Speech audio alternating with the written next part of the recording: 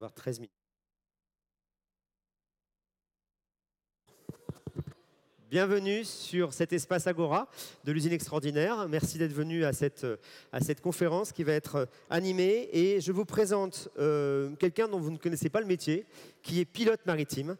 Jean-Philippe Salducci, merci d'être venu aujourd'hui. Vous êtes le président de la station de pilotage maritime de Marseille. Alors, je ne vous cache pas que c'est un métier qui est certainement très méconnu et inconnu de vous, et qui est pourtant essentiel dans le trafic maritime. Je vous laisse vous présenter et nous expliquer votre métier. Oui, bien sûr. Voilà, bonjour à tous. Donc, le pilote maritime, effectivement, c'est un métier qui est peu connu et pour cause. Nous sommes 330 sur toute la France et l'outre-mer, c'est-à-dire de Saint-Pierre-et-Miquelon, Marseille, Bordeaux, La Réunion, etc. Donc, c'est un métier qui est très peu connu. Par contre, c'est un métier passionnant. Alors, c'est un métier qui remonte, pour faire juste un petit cours d'histoire, mais très rapide. Si vous voulez, lorsque les navires sont en mer, ils n'ont pas de danger à part la météo. Lorsqu'ils arrivent à l'approche des côtes, ils connaissent les hauts fonds, les dangers, la côte, etc. Et à ce moment-là, il faut les rentrer au port. Par le passé, il y a des siècles en arrière, vous aviez des bons pilotes qui emmenaient effectivement le bateau au port et des mauvais pilotes qui étaient plutôt des naufrageurs qui l'emmenaient s'échouer pour piller la marchandise qu'il avait dedans et le voler. Les rois se sont émus de ça et ont toujours voulu légiférer sur le pilotage. Ils n'y sont jamais arrivés. Les pilotes sont restés indépendants, sauf sous la pression de l'empereur Napoléon, par décret impérial qui en 1806 a créé la station de pilotage. Nous à Marseille, nous sommes donc en 1821 sur le port de Marseille, la photo que vous avez derrière, et vous imaginez un petit peu la forêt de mâts qu'il y avait à l'époque. C'est une forêt de mâts là-bas. Oui. Voilà, c'est une forêt de mâts, tout à fait. Donc comment à l'époque on pouvait rentrer les navires. Sur Marseille-Fos, donc, qui est la boîte qui occupe tous les navires qui rentrent à Marseille et à Fos, nous sommes 49 pilotes, mais je passe. Et notre métier est donc d'utiliser un bateau-taxi qu'on appelle la pilotine, qui nous permet d'aller au-devant des navires pour les rentrer. Alors pourquoi c'est un métier passionnant? C'est un métier passionnant parce qu'avant d'être pilote, vous avez besoin de naviguer 10 ans. Donc pendant 10 ans, vous êtes en mer autour du monde, vous visitez des ports, des escales, des voyages, etc. Et au bout de 10 ans, si vous le souhaitez, vous passez une spécialisation qui vous permettra à ce moment-là d'être pilote maritime dans un des ports. Le pilote maritime est à la marine marchande, ce que le médecin spécialiste est à la médecine générale. Et vous travaillez uniquement sur les bateaux de marine marchande ou aussi la croisière aussi? Tous les navires, les bateaux de marine marchande, tous les navires d'une longueur supérieure à une certaine taille. Ici sur Marseille, c'est 50 mètres. Que ce soit le yacht de M. Abramovich, que ce soit le paquebot de croisière, le pétrolier ou le porte-conteneur, au-delà de 50 nécessite mètres. un pilote. Donc, si vous avez été curieux, si vous êtes déjà allé en Corse, vous avez pu remarquer qu'il y a un bateau qui vous suit. Et ce bateau, à un moment, il se colle à la coque. Qu'est-ce qui se passe? Donc, lorsque le bateau se colle à la côte, je pense que je dois avoir quelques images dessus, on reviendra en arrière après, voilà. Donc, la pilotine emmène le pilote. La pilotine, c'est le taxi qui emmène le pilote. Et le pilote monte à bord le long d'une échelle de corde pour arriver à la passerelle et, j'allais dire, manœuvrer le navire et le piloter pour le mettre à quai. C'est périlleux d'arriver là? Parce que là, il fait beau, la mer est plate. Il fait beau, la mer est calme. Cette année, il y a eu 2 morts. Donc, il n'y a pas, voilà, il y a pas toujours... mais c'est un métier qui nécessite, j'allais dire, d'avoir une partie technique hautement développée, mais également une condition physique, puisqu'on ne peut pas, j'allais dire, continuer à embarquer par tous les temps selon si on n'a pas la forme physique. Voilà. Donc, et une fois qu'on est à bord? Alors, une fois que vous êtes à bord, vous assumez la responsabilité, j'allais dire, de vos actes techniques sur la manœuvre. Le commandant, lui, assure la responsabilité de son navire. Pour vous donner 2 exemples, le navire doit aller de cette table à celle-ci, et au milieu, il y a un rocher avec un haut fond. Le pilote lui demande d'y aller tout droit et échoue le navire sur le haut fond. C'est une faute 100% du pilote. Maintenant, le même trajet s'effectue sans haut fond. Et arrivé devant le quai, le pilote demande à mettre la machine en arrière pour arrêter le navire. La machine ne part pas. Le navire tape sur le quai. C'est une faute 100% du bord. Entre les deux, vous avez des experts qui sont les avocats qui se régalent. Voilà. Donc c'est un métier qui est passionnant par le fait que pour y arriver, il faut naviguer. Par le fait que lorsque vous êtes pilote, vous n'avez jamais 2 fois la même manœuvre.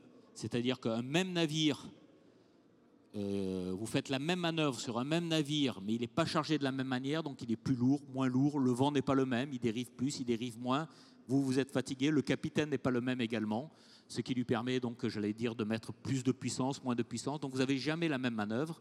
Et deuxièmement, vous êtes un métier à l'air libre, Vous êtes toujours sur une passerelle, vous êtes au contact de la mer et vous travaillez. Sur le port de Marseille, les endroits les plus délicats, lesquels sont-ils? Alors en fait, il y a beaucoup d'endroits délicats sur le port de Marseille. Ça dépend des navires. Si vous manœuvrez un minéralier, j'allais presque dire, c'est à peu près la taille de l'immeuble Le Corbusier sous l'eau. Donc pour ceux qui connaissent l'immeuble, c'est-à-dire vous avez 20 mètres de tirant d'eau, 300 ou 400 mètres de long, 80 mètres de large, c'est plus grand que la Tour Eiffel. Donc, mais par contre, si vous touchez, c'est que du minerai. Si vous faites la même chose sur un transporteur de gaz, ce n'est pas les mêmes dégâts. Et si vous faites la même chose sur un paquebot, il peut y avoir des morts, donc c'est encore plus dangereux. Donc toute manœuvre est délicate.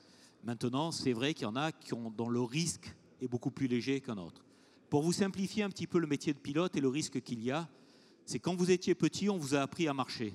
Vous vous en rappelez pas, mais on vous l'a appris et vous réfléchissiez beaucoup à ce moment-là pour savoir je mets un pied devant, puis le deuxième, etc. Aujourd'hui, vous êtes capable, et vous encore plus que moi, de marcher en téléphonant, en utilisant Snapchat, en textotant, etc. Vous n'avez plus du tout le réflexe pour marcher. Ça devient naturellement et vous pouvez faire des tas d'autres activités. Si je vous demande maintenant de marcher sur la ligne qui est ici, vous allez pouvoir le faire tout en continuant à parler et rester sur cette même ligne. Vous n'avez pas besoin de réfléchir. Ça, c'est, j'allais dire, ce que tout le monde est capable de faire avec n'importe quel navire. Demain, lorsqu'on manœuvre un gazier, on met la même ligne qui est là à 50 mètres au-dessus du sol. L'exercice, c'est le même. C'est pas plus compliqué de marcher sur la poutre, c'est pas plus compliqué de parler. La seule différence, c'est que si vous tombez, vous vous tuez. Donc en fait, le métier de pilote, c'est ça. C'est-à-dire c'est un métier à faible probabilité de danger. C'est-à-dire il n'y a pas de raison de frapper, on est formé pour ça. Par contre, si vous avez un accident, les conséquences sont dramatiques. L'autre intérêt du métier de pilote, c'est que c'est une boîte privée. Qui dit boîte privée dit que donc vous travaillez vous-même pour votre boîte. Et ces petits bateaux que vous voyez, on les construit nous-mêmes dans nos ateliers. C'est-à-dire que nous avons également un chantier naval. Donc ça permet au cours de votre carrière de vous initier à votre métier de pilote que vous continuez à faire, mais également à la gestion d'une entreprise, également à la construction navale de pilotines. Vous voyez, là, c'est le moule d'une des pilotines en construction. Donc, vous avez plusieurs éléments dans votre vie professionnelle qui pourront vous intéresser. Vous pouvez être juge au tribunal de commerce. Vous pouvez également être membre chargé à l'UP. Voilà, vous pouvez avoir d'autres engagements. Mais ce que je veux dire, ce n'est pas un métier de fonctionnaire. Les gens pensent souvent qu'on est fonctionnaire. Non, c'est une boîte privée. Et pourquoi ça l'est comme ça? C'est pour enlever la pression d'un armateur sur le pilote ou de l'État sur le pilote. Il est hors de question qu'un pilote, on lui dise tu rentres le bateau même s'il ne se sent pas, sinon tu es viré. Et non, c'est lui qui décide, c'est trop dangereux, je ne rentre pas le bateau et l'armateur peut gueuler ou le port peut gueuler, personne ne m'obligera à prendre un risque inconsidéré. Il y a combien d'entreprises qui... 30. 30 entreprises. Sur la France et l'outre-mer, il y a 30 stations de pilotage. D'accord. Celle de Marseille est la plus grosse puisque c'est le premier port de France. Nous opérons sur les bassins ouest de Fos, sur les bassins est de Marseille, également sur le 06, sur Nice, Cannes et Villefranche. Voilà. Mais il faut savoir qu'un pilote ne peut pas opérer de partout. Hein. C'est comme, j'allais dire, le gastroentérologue, il s'occupe que du ventre, il ne va pas vous parler de la tête. Donc, je veux dire, nous, on est donc vous êtes pilote à Marseille, vous êtes pilote à Marseille. Tout à fait. C'est un métier de spécialité. D'accord. Voilà. Le cursus quand même, pour oui, voilà, que je vois qu'il y a pas mal de jeunes, comment on y arrive? Il faut avant tout que vous soyez un petit peu scientifique dans l'esprit. Hein. Parce que le concours de la marine marchande, pour devenir officier de la marine marchande, vous avez un concours. Et le concours est basé essentiellement sur des matières scientifiques, maths, physique, également l'anglais, puisque tous ces navires qui viennent sur Marseille, nous traitons à peu près 20 000 navires par an. Sur les 20 000 navires, il y en a peut-être 3 000 qui parlent français. Tous les autres, c'est des étrangers. Grecs, philippins, indonésiens, chinois. Donc il y a une bonne maîtrise de l'anglais à avoir. Une fois que vous avez donc passé ce concours, donc matière scientifique, un bac scientifique, concours d'entrée ou année de préparation avant le concours d'entrée, vous avez 5 années d'études. 5 années d'études qui se font à l'École nationale de la marine marchande à Marseille pour le début, puis au Havre par la suite. Ensuite, vous partez naviguer. Il vous faut au minimum 6 ans effectifs sur un bateau, c'est-à-dire sans les congés. Donc si vous naviguez un mois oui, un mois non, il vous faut 12 ans pour faire cette navigation. Vous passez à ce moment-là un concours d'entrée dans un port précis. Il faut compter à peu près entre 8 et 12 mois pour préparer le concours. Et ensuite, il faut, au moment du concours, avoir moins de 35 ans. Pourquoi? Parce que j'allais dire, on n'apprend pas à conduire à un grand-père. Il faut un petit grain de folie pour arriver à conduire. Donc quand vous êtes jeune, passer le permis, c'est facile. Si vous le passez à 80 ans, c'est plus compliqué. Pour le pilote, c'est pareil. Lorsque vous êtes sur un engin, comme on voit ici sur une des photos, voilà, la vision que vous êtes à la passerelle, vous avez 300 mètres devant vous, 20 mètres sous l'eau. Si vous n'êtes pas un peu gaga au départ, vous vous dites je ne vais jamais le rentrer. Et il y a un âge limite après? Alors Prenez après, votre retraite quand? l'âge limite, c'est simplement la faculté que vous avez à continuer à monter sur l'échelle de corde. Donc c'est le médecin des gens de mer qui vous dit vous pouvez continuer à piloter ou vous ne pouvez pas continuer à piloter. Il y a également des contraintes de vue, c'est-à-dire que vous pouvez... Moi, je suis presbyte avec l'âge, donc j'ai des lunettes de vue de près, mais je dois voir de loin. Si je ne peux pas voir pas suffisamment de loin, je ne peux pas être pilote. Donc voilà, il y a quelques contraintes, mais qui se passent bien. Mais en tout cas, c'est un métier passionnant. C'est une voie, la marine marchande, dans laquelle il y a de l'emploi. Tous les hydros qui sortent ont un boulot. Et au pilotage, dans les 10 années à venir, on va recruter 2 tiers de l'effectif. 2 tiers. C'est-à-dire sur les 300 pilotes, il va falloir en changer 200.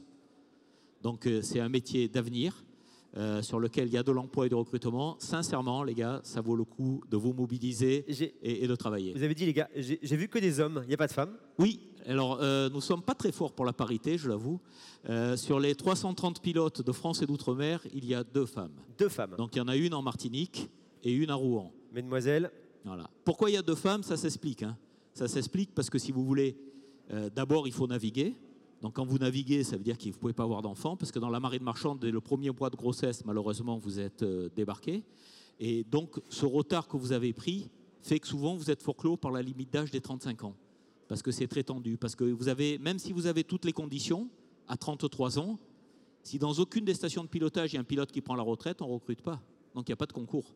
Donc j'allais dire, il faut s'y prendre tôt. Les gens qui veulent faire ce métier, il faut qu'ils rentrent à l'école rapidement, qu'ils ne perdent pas de temps, qu'ils naviguent à courir, et qu'après, ils se décident à faire le pilotage. Mais si on n'y pense pas en amont, on est bloqué par la limite d'âge. Je vous remercie d'applaudir Jean-Philippe Salducci.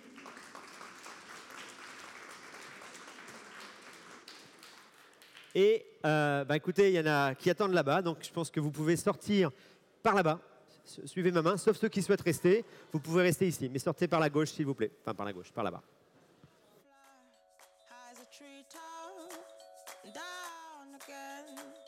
Putting my bag down, taking my shoes off.